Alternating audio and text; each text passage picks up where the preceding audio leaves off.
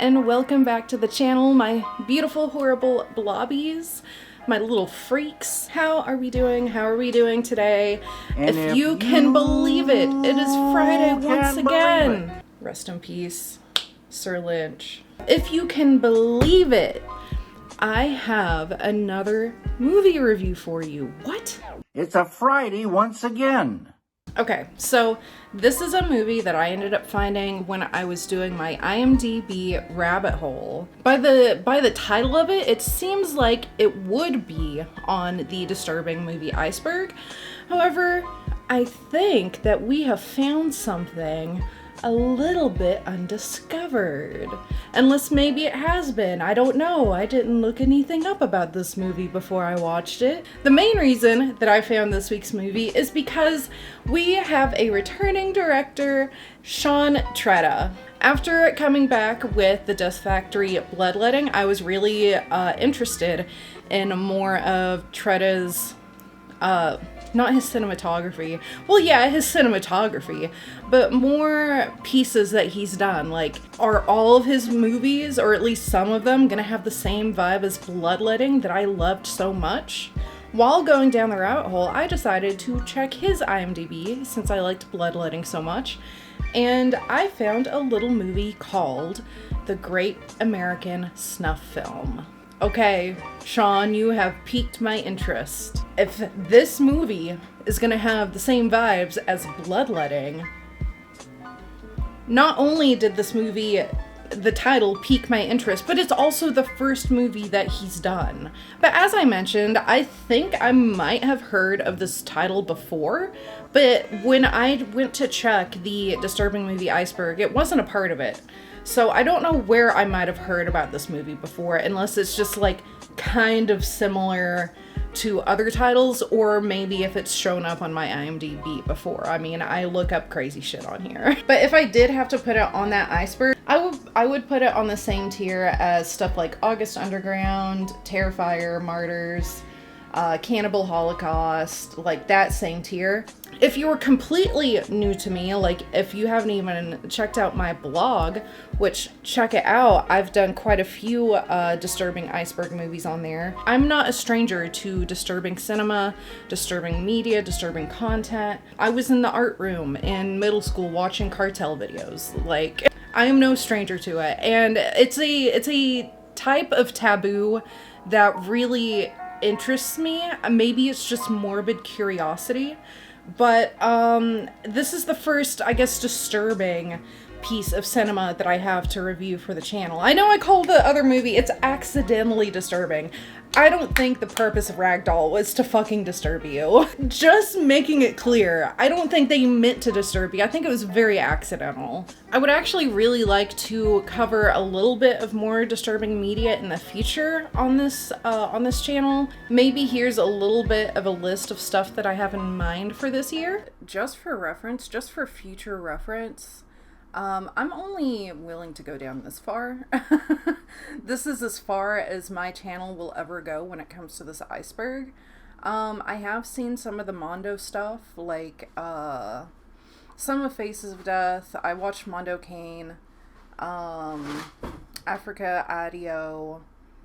Yeah, I've seen some of the stuff, some Mondo stuff, but what's the point of reviewing it?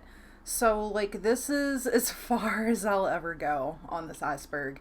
Like, don't get into my comments asking me to review MD Pope. I'm not gonna do it. What's the point of giving that a review? So, if this kind of content also kind of intrigues you, stick around, consider subscribing, and let's just go ahead right into The Great American Snuff Film. Now, if you are new here, hi, my name is STARGUTZZZ. I try not to spoil too much when I go into my movie reviews. I guess you could kind of call it more of a discussion of prominent events. However, I will spoil the movie where I think it is needed for the discussion that I want to have. There's not much for this one that I'm going to spoil. It is, if you want to watch it before the rest of this review, it is free to watch on Fawsome. This is my first time using Fawsome. Anyone who is a returning viewer knows that I am a Tubi girly, but it was not on Tubi. It was on something called Fossum, and I didn't get any ads, but it was still free to watch, so I will put the link to that in the description. So if you're interested in watching this movie before the rest of this review, do it now! So, you're probably asking me, what, pray tell, is the Great American Snuff Film about? Well, I'm glad you asked. The Great American Snuff Film is set up as a faux documentary telling the life of William Allen Groan, who, by the way, he's not real. This movie is actually based on a book. I wish I had known that before I watched it. The movie is a dramatization of William Allen Groan's journal that he kept leading up to what he calls the Great American Snuff Film, which is the last 2 minutes of the film, basically, is the actual film itself. The movie follows William, shortened to Bill, and his friend Roy as they kidnap 2 girls and just kind of torture them for a few days until they can actually film the snuff film. And that's basically the movie. That's it. That's all that happens. I find this one really interesting from other like snuff-based narratives that I've had to watch, because it's not... The movie itself is not making a snuff film. The movie is about making a snuff film, which is then trying to portray itself as a true story to the audience, kind of like Texas Chainsaw Massacre. You are going to hear me reference Texas Chainsaw probably quite a few times in this review. Now, there are some snuff, what do I call it? Because these aren't snuff films, but they're like snuff centric. They're faux snuff. I think I'm gonna use the term snuff based. While there are other snuff based films out there that focus more on like a narrative, telling the story about the snuff being made, none of them do it quite like this one, and none of them have like as good I'm just gonna say it, none of them have as good as a plot and a narrative as this one does. I feel like some of the easiest other things to compare this movie to would be August Underground and Man Bites Dog, but it also has the same kind of narrative storytelling and aesthetics as Texas Chainsaw Massacre or The Hills Have Eyes. I also got some really intense Hills Have Eyes vibes from this movie. So I feel like a lot of the other snuff-based cinema that I have watched in the past, a lot of it tries to be actual snuff. And that's sometimes where like stories will fall short or become kind of dull, boring. You start to wonder what's the point? Where is this gonna go? August Underground. I know that was a little bit of shade, but I do actually like August Underground. I have a review of it up on my blog. But where it seems like a lot of the movies in this like subcategory of horror focus on trying to be real, the Great American Snuff Film kind of is concerned with being real, but the actual movie that you watch itself isn't trying to be real. It's a dramatization of events that happened. I wonder what other movie has done that. What other movie did that? When I very first watched it, I was actually kind of unsure if this it's based on a true story, but here's like this movie about these true events and the movie's crazy as fuck. That doesn't seem real. But then I had to think, Starguts, hold up a second. Isn't that what Texas Chainsaw Massacre did? And I was like, yeah, actually it did. It presented itself in the very beginning as a dramatization of events being retold to the audience, and it was fucking insane. On my second watch, I was just like, you know what? This does succeed. I think if people were fooled that Texas Chainsaw Massacre was real, then yeah, this would absolutely fool somebody. especially with the ending, dude. We're gonna get into the ending a tiny bit. So while narratively and a little bit aesthetically, it reminded me of old classic slashers like Texas Chainsaw or Hills Have Eyes, I mean, the movie is based around snuff, so I gotta compare it to some of the faux snuff films that I've seen. And the ones that it made me think of the most were August Underground and Man Bites Dog. So I feel like maybe August Underground is for obvious reasons. It's a little bit more gritty of a narrative than what Man Bites Dog is. It's more edgy teenage boy. It's focused on little small town psychopaths who have kidnapped somebody, not just like a homicidal maniac. That's where it's kind of different. But the monologues that William has reminds me a lot of stuff that you would see from Man Bites Dog. I realized that I was unfocused and acting purely on instinct. I had lost control of my possessions and was allowing their chaos to dictate my actions. I needed to take a step back and reassess my situation. I began this with a clear vision of how it would end. A lot of the monologuing also really reminded me of Jack from The House That Jack Built, and I'm sure that came out way after this movie, so I also have no doubt in my mind that this is low-key a little bit based on like Patrick Bateman. So essentially what I am trying to ask you guys to imagine is, imagine if you watched August Underground and instead of being focused on being real, it was focused on having a narrative. Yeah, editor Rachel here, that was really mean what I just said. What I'm trying to get across is that just imagine if like August Underground made love to Texas Chainsaw Massacre. That's the fact that this movie has an actual narrative with like rising action, a climax, falling action, conclusion. That's a fucking miracle for snuff-based cinema, I think. I think that's an absolute fucking miracle. However, I think that Sean Tretta had some help because this movie is based on a book.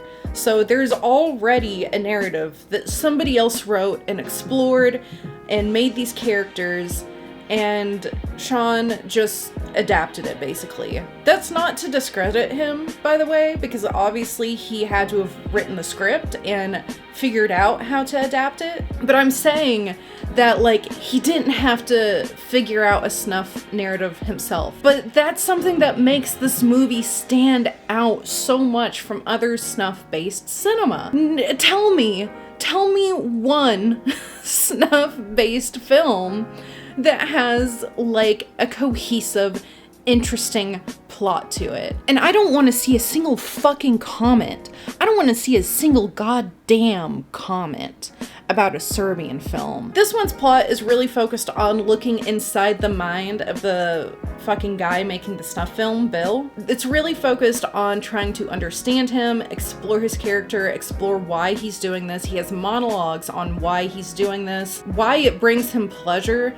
Like, we actually kind of get to understand. We have an understanding of the character and the motives, and then there is an actual narrative based around it, why this is so important to him. So American Snuff it stands out so much more than any of the other ones that I've seen because it has a real narrative. It has an actual fucking narrative happening. Just the way the narrative of this is set up and displayed for the viewer, I think it's very unique. Especially for, again, this subgenre where it's like either try to be real or just be as extreme as possible. This movie does neither of those and succeeds so well. And another way that it stands out it's not just the narrative.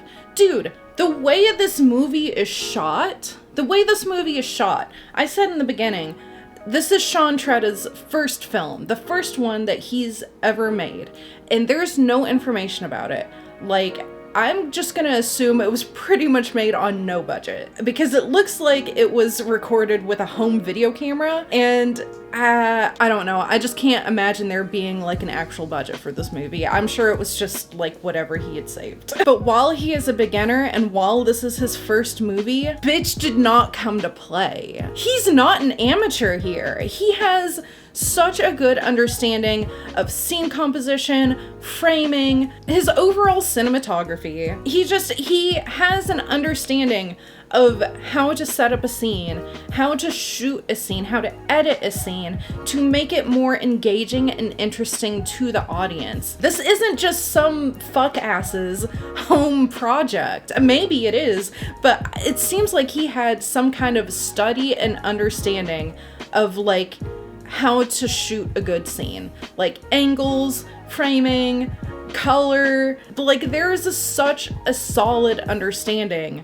of all these little things. Meanwhile, you could make the argument for something like August Underground that it's just two fuck asses fumbling around with a camera. Again, I don't hate that movie. There are things about that movie that I do appreciate.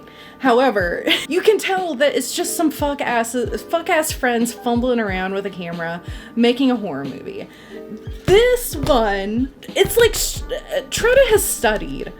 Tretta did his homework before making this movie, because not only are like scene composition and framing just so well done, so well thought out, but there's so many tiny little details in this movie that it's just like, damn, you had the forethought to include this or to think about how this lines up with the timeline and make it make sense. So for example, when I very first watched the movie, I was really confused why, like, oh well, when the movie started, Roy was bald, and then all of a sudden he came in looking like your average Nine Inch Nails listener. But like the chained dogs in his yard, Roy is an animal.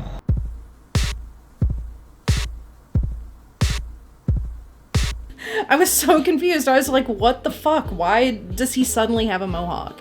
And then the second watch, this is why if you're gonna review movies, watch that shit more than once. I've watched this one 4 times. But on the second rewatch, I noticed, oh, 6 months ago, flashback, he's bald. And then current day, Roy has the mohawk.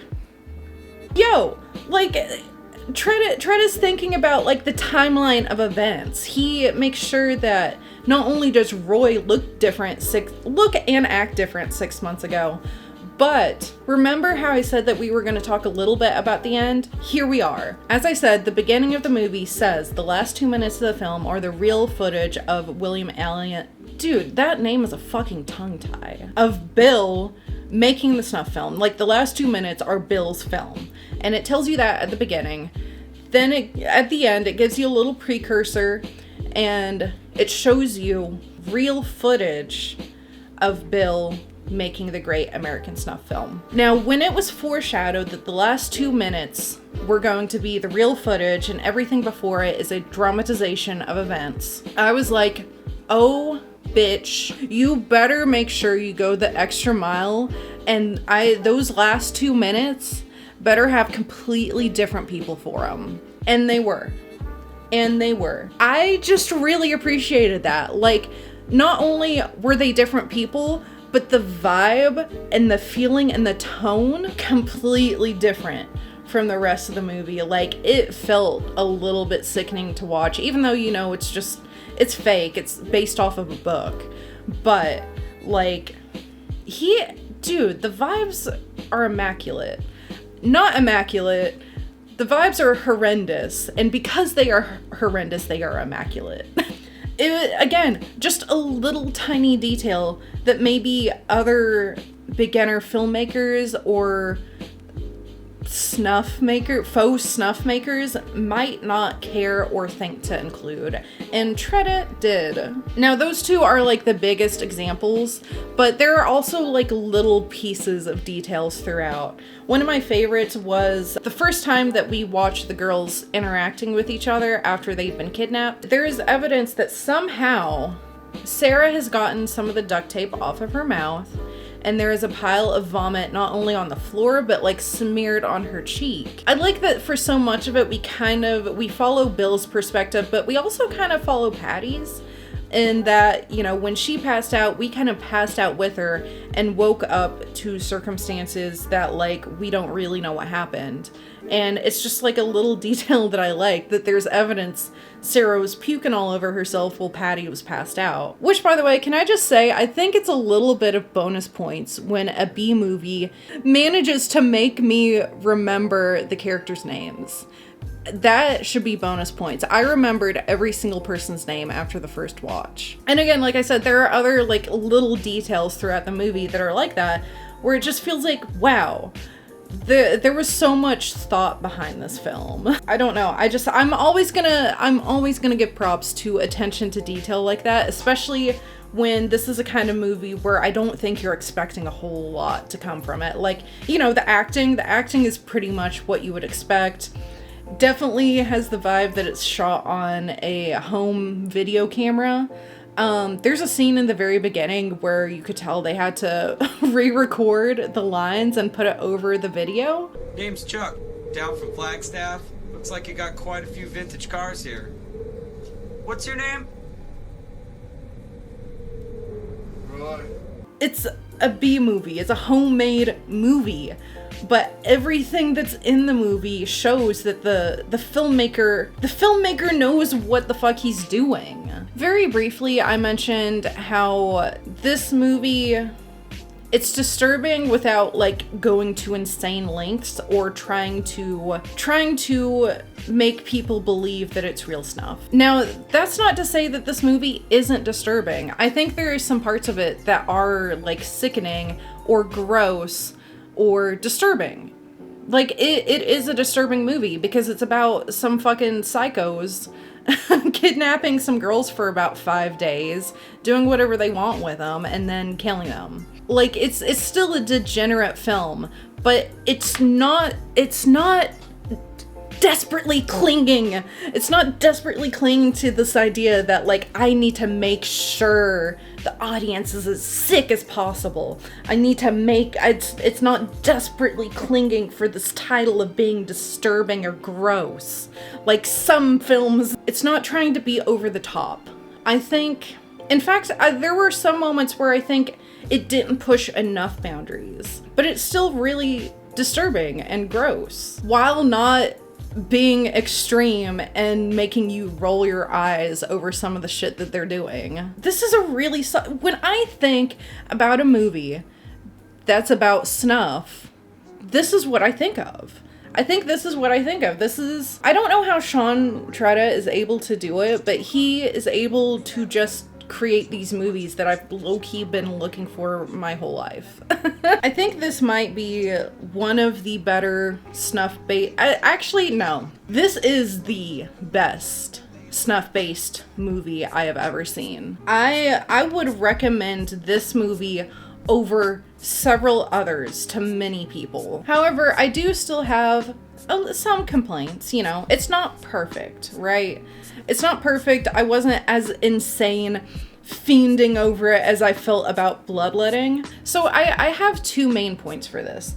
The first one is, again, I think there were a few moments where they could have pushed a little bit more boundaries. This is gonna sound so insensitive to anyone that's not into disturbing cinema or hasn't seen a whole lot of it, yada yada yada, who has never experienced Rotten.com. It's gonna sound a little bit insensitive. I think the movie had a few moments where boundaries could have been pushed harder, that they could have done a little bit more to make it more disturbing, more gross, more unsettling, more uncomfortable, or even just like more dreadful. An example that I have for this is there's a part, it's kind of like the climax of the movie. It sucks. It's basically the climax of the movie, and they have the girls tied to nooses in a giant cage, standing on buckets. And this is Roy wanting to have more fun with them. All he does is burn them with cigarettes. You ain't gonna get like a cattle prod or something? I don't know. You're just gonna put them in a cage on a noose and just burn them with cigarettes? I don't know. See, like, it sounds insensitive when you're not in this Community, but it's just like, yo, these guys are supposed to be psychomaniacs torturing these girls, and the worst you can do when they're in a cage is just burn them with a fucking cigarette. I'm sorry, some of the boundaries could have been pushed a little bit more. My other complaint is that, dude, I would have loved seeing more interaction between Sarah and Patty. There is only like 1 or 2 moments that we see them having a conversation with each other, and I think the last conversation that they have with each other is a somewhat meaningful exchange that I wish was shared more as like throughout the movie. I get that, okay, it's based on a book. I get it. It's based on a book, and the book is probably more focused on Bill than it is the girls or anything. And so Tretta probably followed suit that it's more focused on Bill than these girls. However, I just would have loved to see them interacting by themselves just a little bit more, having a little bit more conversations with each other.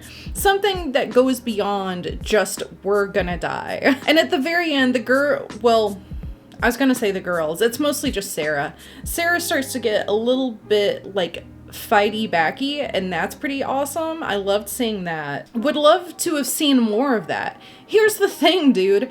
You can have the girls like try to escape and have conversations with each other and escape, and then also still make it a sad, dreadful, nobody wins or bad guy wins ending. I like those. I like it. Like, I would have liked to see more fight from the girls too. I don't know if the girls' roles were as explored as they potentially could have been. I think overall, this is a very, very unique film. It might be a combination of things that I've seen, but it itself is like nothing else that I've seen. Yeah, it has a little Texas Chainsaw, Hills Have Eyes, and then also takes some of the disturbing snuff stuff from like August Underground, Man Bites Dog, but it is like its own thing.